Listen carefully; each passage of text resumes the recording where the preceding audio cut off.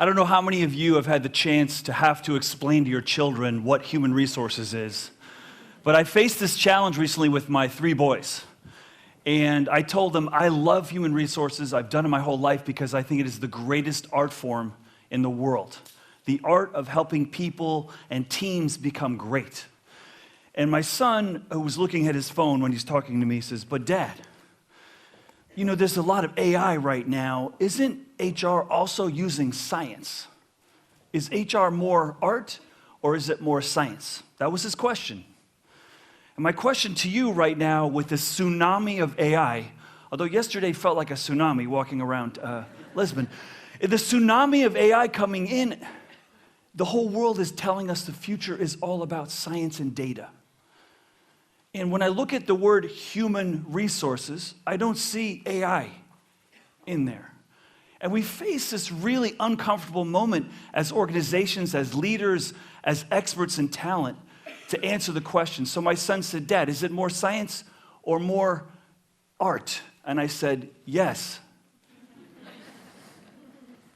We face a crazy world right now. I know I don't have to tell that to you, but every economist, every researcher, every professor, every scientist is looking at the economy right now and saying, we've never seen something like this before. We've never seen the number of people changing jobs quickly. We've never seen people changing careers quickly. We've never seen so many new industries being born so fast. And with a new industry comes what? New career paths. We have a demographic of employees around the world that are seeing more information about companies to decide where to choose to work than any time in history. When I started my career, I used something, I don't know, many of you may not even know what it is, but it's called a newspaper. That's what I used to find my job. And I had 5 choices: doctor, lawyer, teacher, fireman, policeman. And my father was a minister. He didn't even give me that choice. I don't know what that says about me. But here we are. How do you make sense of this world? I have a university in Spain that I do some work with called ISDI, and one of the co-founders is a friend of mine, Nacho, and I said, Nacho, help me understand the future. Like, give me something to work with. He goes, Steve, the new normal is nunca normal. I said, so that's like the question, is it art or science? And the answer being yes, like that. That doesn't make me feel comfortable. Because the whole world of work, the whole world of human resources was built for consistency, reliability, predictability, comfort in what's known. And so much now is unknown. The world is changing faster than ever before. I never thought we would see in my country someone running the country like we have as a president today. And I'm told this is not being streamed in the United States, so I'm safe right now. I will not be stopped in immigration when I try to go back in. But let's talk about crazy. Now listen, I got into human resources because every day is like Christmas. There's a new present under the tree. It's unpredictable, it's exciting, and it's different. But let's talk about the world of crazy right now. Here's some data from every country that's being measured around what we call talent scarcity. And for those of you that are not familiar with the English term talent scarcity, that simply just means how hard it is to find people to do the jobs you need done in your company. And where's Portugal? Oh, a little bit difficult here. And probably some of the recruiters in the room are trying to fill a job right now, trying to find someone. I feel like right now we're at a moment where 5-10 years ago, it was pretty easy to find someone 90% qualified for the job description. And today, that is not easy. It's very hard. And most recruiters I talk to say, I'm lucky if I find someone 60% qualified. Let me ask you to think for a second about this data, okay? This science part of HR. Do you think in the future we will have more people more qualified? Do you think, oh, those universities, they just need to catch up and train people better for our future? I go to a lot of universities around the world. I work a fair amount with Nova up the street. And I asked them, I said, are the business leaders clear with you of the skills they need? And they go, no, they don't know what they need. So how do we know what skills to develop if the business doesn't know what skills they need? I think the answer to this question I'm posing to you is uncomfortable. No, probably not. We are probably not going to get to a world where the supply of qualified people is going to grow because more people are switching careers. More people are changing. We're seeing more nurses go into education, more education go into nurses. Very simply, we're seeing more accountants go into data science than any time in history.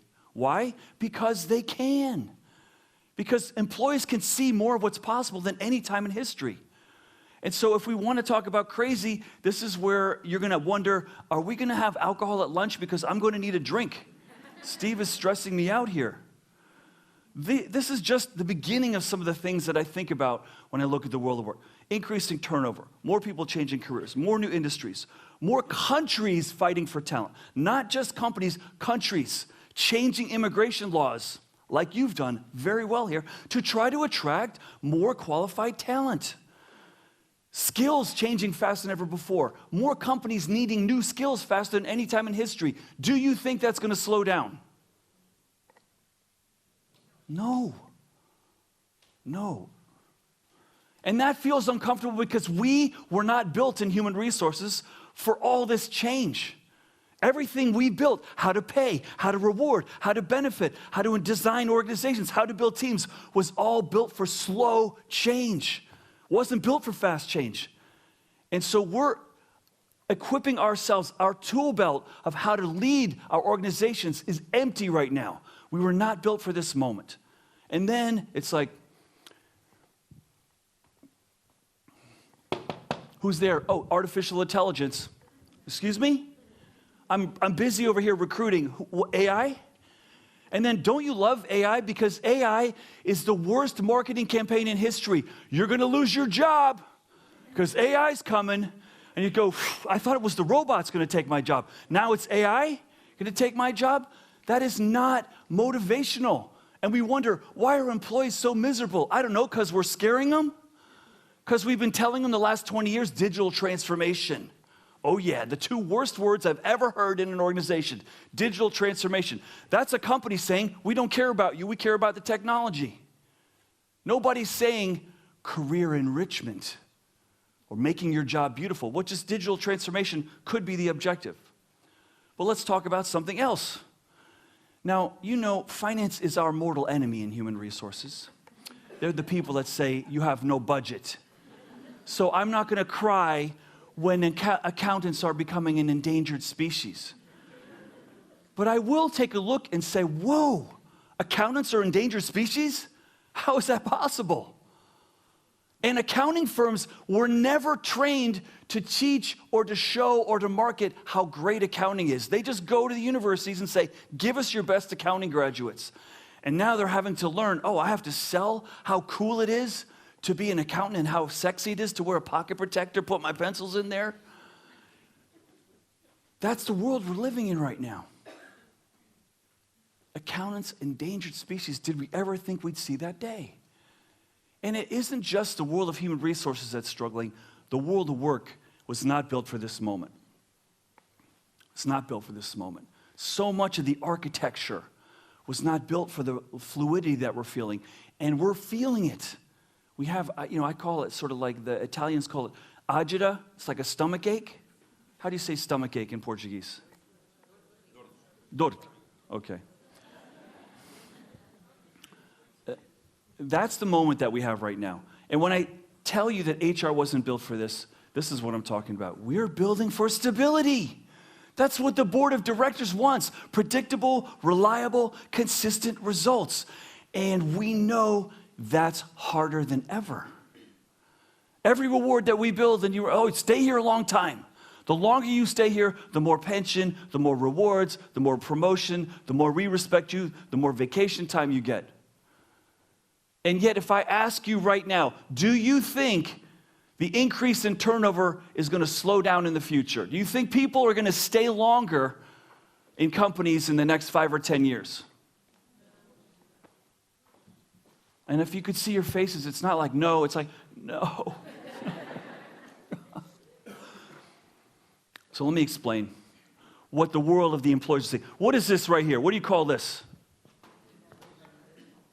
It's an org chart. And if you're an employee and you are green, which means you're new, right?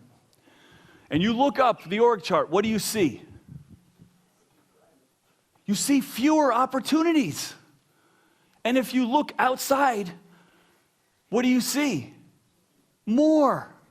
Inside, less. Outside, more. Why should I stay? We've built a hierarchy of less choice. No, stay here because being here is the right thing. You need to be loyal. How many of you have been in recruiting like me over 35 years and looked 30 years ago at a CV and said, 5 years and you left? Not very loyal. And then last week you looked at a CV in 5 years and you're still there? You're not really challenging yourself. Yeah.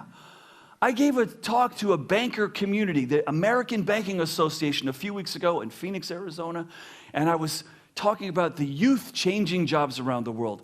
And a 50-year-old man came up and said, I was talking to my 25-year-old son, and I was asking him, why are you still at that company after 2 years?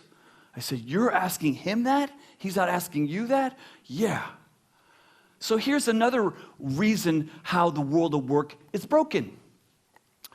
This is a particularly painful dimension of the world in human resources in the United States, where the employees have figured out companies do not have a budget to hire people with salary. They only have a budget to give you an increase. So an increase, a normal increase in the US could range from 0 to 10%. But when you hire someone, there is no budget. We just have to pay what we have to pay. And so employees are starting to realize, I get more money if I leave and go somewhere else. Yeah. And so how could we say, well, you shouldn't do that? But what do you mean I shouldn't try to provide more money for my family? How is that the right answer? And so here we sit today with a map in human resources and management and the organization leadership that doesn't fit the world of change. And that's why we're here today. That's why we got to hold hands, get drunk later, and try to find a way to build a new model of work. And it's uncomfortable because most of us never did it. Most of us are just trying to keep things status quo, keep it the same way. So one of the big challenges I hear from leaders around the world is, Steve, the best teams are the teams that stay together a long time. And I say, are your teams staying together a long time? They say, no. No, they're not. I said, okay, in the future, do you think they're going to stay longer? No. I said, okay, so your problem is that you were programmed, you were taught, you were educated that the teams that win stay together the longest. So I said, let me do some research and find out if some of the highest, most creative, most innovative companies in the world have their employees stay a long time. And here's what I found. I updated this last night in the middle of a thunderstorm in the other part of Lisbon. I want you to look at these companies, and this is how long the median tenure is for some of the most prolifically creative and successful companies in the world of technology. Okay? What do you see there? Are they killing it because of all the 30-year employees? Are they crushing it, dominating markets, innovating and creating because of all those people that just celebrated their 50-year anniversary with our company? No. No. In fact, you could argue that these companies' success is based on the fact that they have more new people with new ideas and new ways of solving problems. That's their superpower.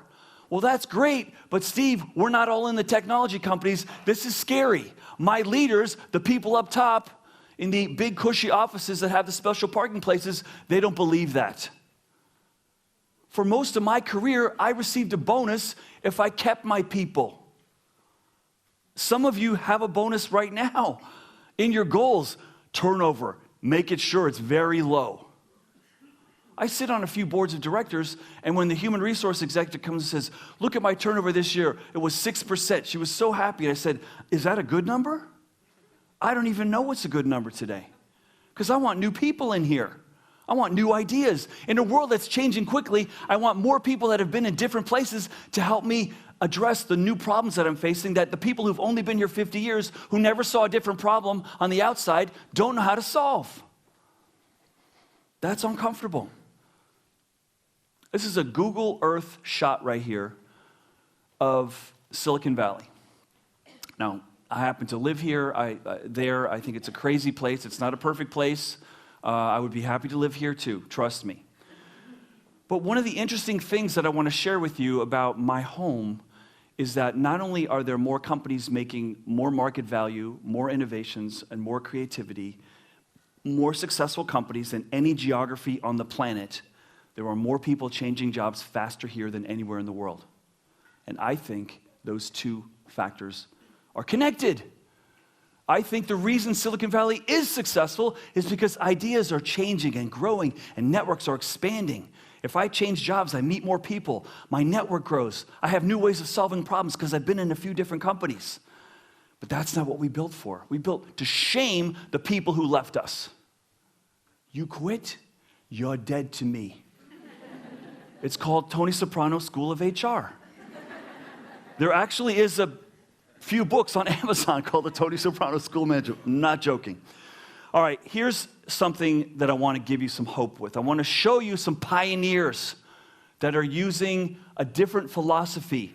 This is a company in the United States in the fast food business called Chick-fil-A. And some people love this company so much, they say, Steve, it's not called Chick-fil-A, it's called God's chicken, okay? They do this every time they go in the drive-through lane. They're like, this is the place. And here is a picture from their career dashboard.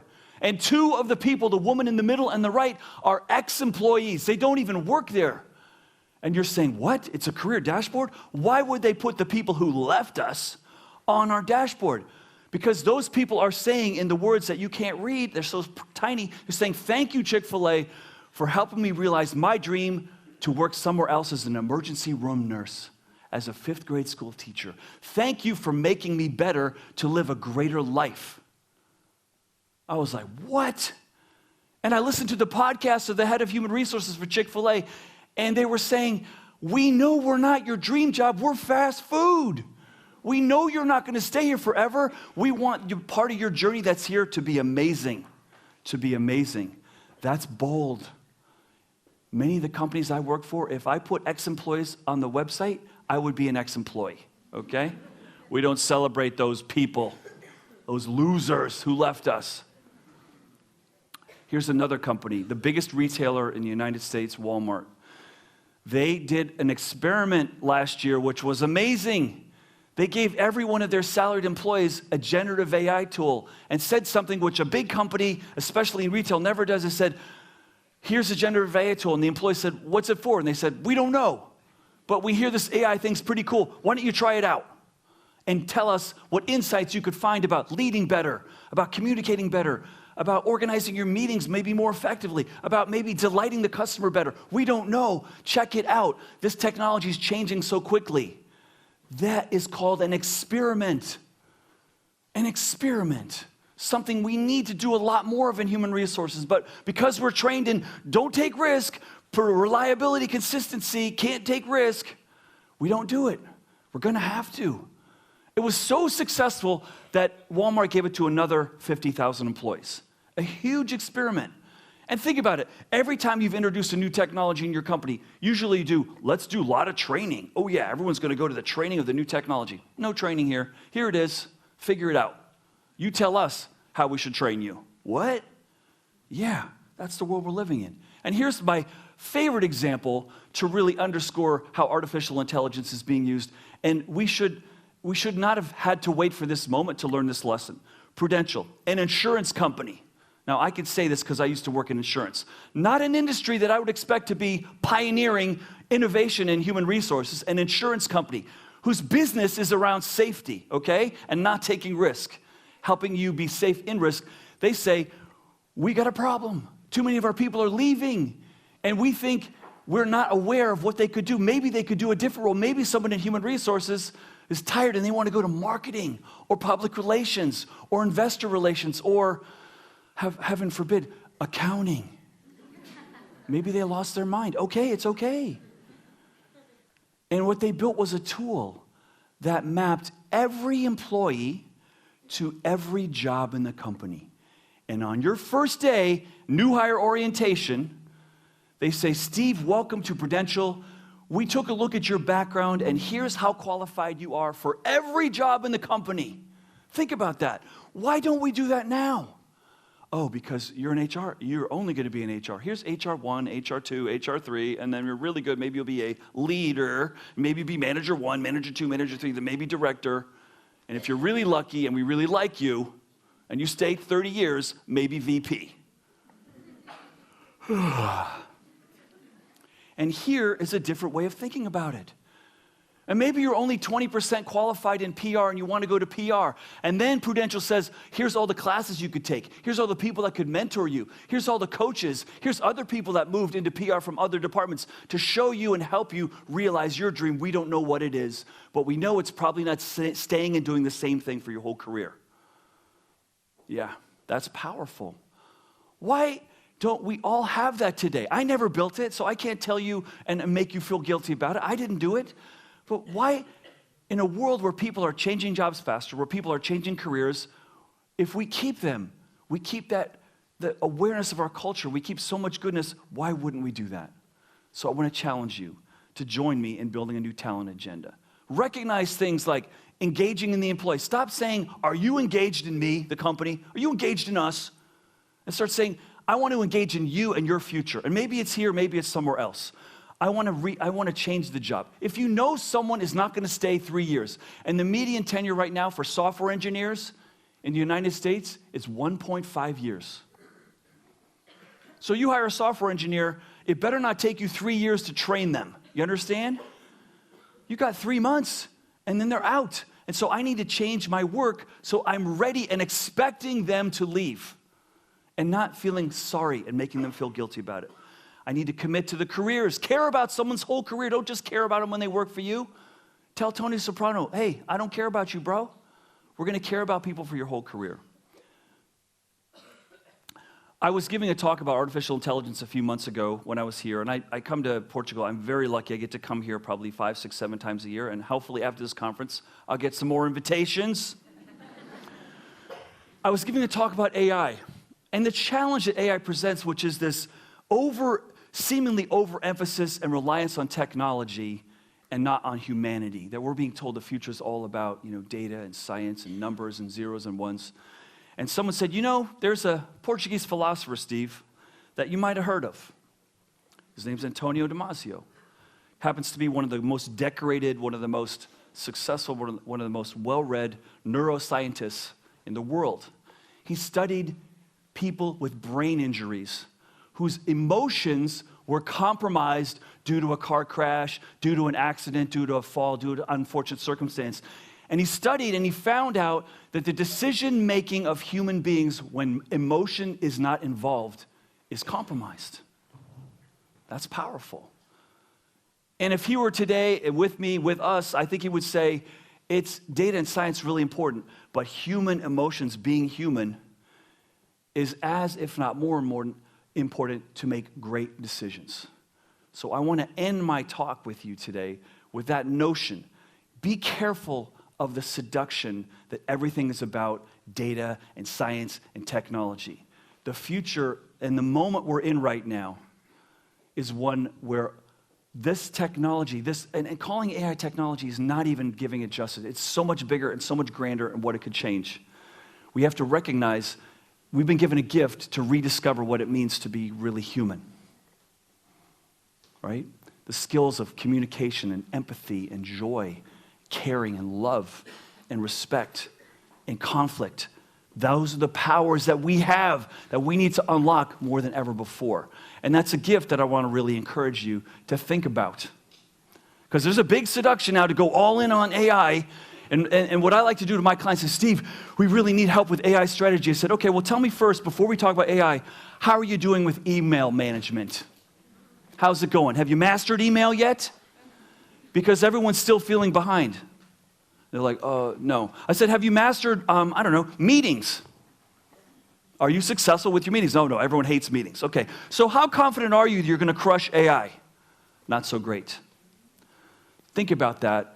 Think about the fact that we need to build a new agenda. I don't have all the answers, but I would love to help you on your journey. Here's my contact information. As I mentioned to you, I am back here 6, 7 times a year. I would love to work with you and help you solve this problem. I wish you a great conference. Thank you all so much for your time today.